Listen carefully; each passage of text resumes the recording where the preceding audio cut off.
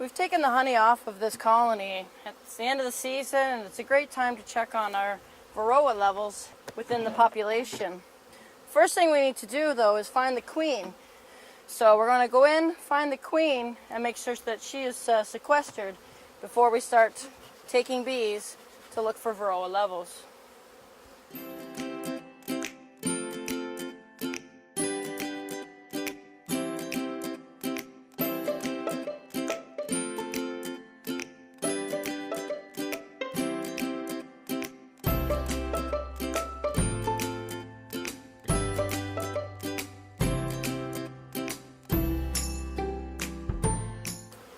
In order to obtain a more consistent analysis of the Varroa in the colony, you should sample multiple frames of brood within the brood chamber. That way we can get a variety of bees with Varroa on them within our sample, and we're not just using one area of the colony for our analysis. Found a frame of brood with some worker bees on it. Put a tub in front of the colony so that if the bees miss the tub, they can walk back in the front entrance. Grip both ends of the frame quite firmly and shake the bees into the tub. You want to do this again for a multiple of frames, at least 2 to 3, so that there's a variety of bees in your sample.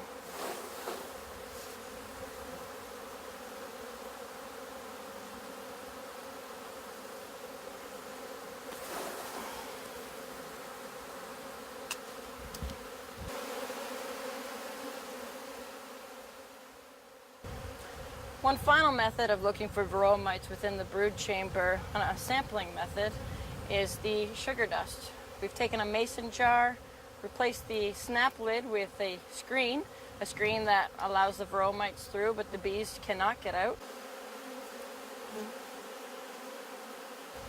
And again, we're going to use a half a cup of bees, and we're going to coat them with some icing sugar or powdered sugar. To be consistent, we always take half a cup or 300 bees.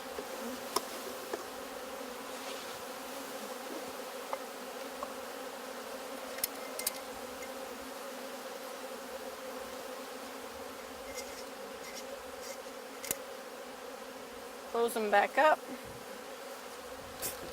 We're going to use about 1 to 1.5 tablespoons of powdered sugar. Place it on top and just kind of work it through the screen onto the bees. The sugar coats the bees inside the jar. The Varroa can no longer hold on to the bees, and they can be released and counted once everything is coated. We don't want to tip the jar because we don't want anything to come out of the screen, so we're just going to kind of do a little shake and shimmy, roll the jar around, get the sugar on all the bees. Now this method of monitoring is not as consistent as the alcohol or the ether. It needs to be on a warm day, not so windy, not so humid, not damp. So you have to have some ideal conditions for this to work. In order to increase the efficacy of the monitoring method, you can put the bees in the sun and let them sit for a few minutes. That'll get them the chance to run around, distribute that sugar, and the heat increases the accuracy of the monitoring method. You want to ensure that all of that powdered sugar is distributed along the bees. Try not to let it get too piled up in the bottom. And once they've sat in the sun for a few minutes and are warmed up, you can use a dishwashing tub, something that's white is best because then you can see the Varroa against the white bottom. And we can shake the Varroa through without letting the bees out.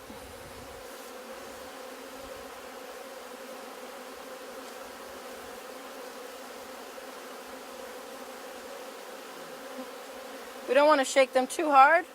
This method of monitoring does not kill the bees. the alcohol and the ether do sacrifice a portion of the colony. So we want to make sure we're a little bit gentler with this method of monitoring. Once we feel like we've gotten all the sugar out,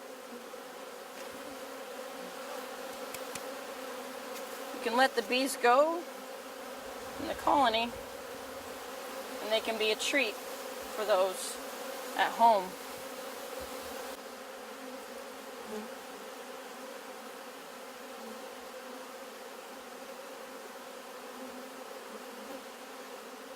Sometimes it's hard to see the Varroa hidden within the sugar in the bottom of the tub. The trick is just to add water. The sugar will melt away and the Varroa will be a little more apparent against the white bottom.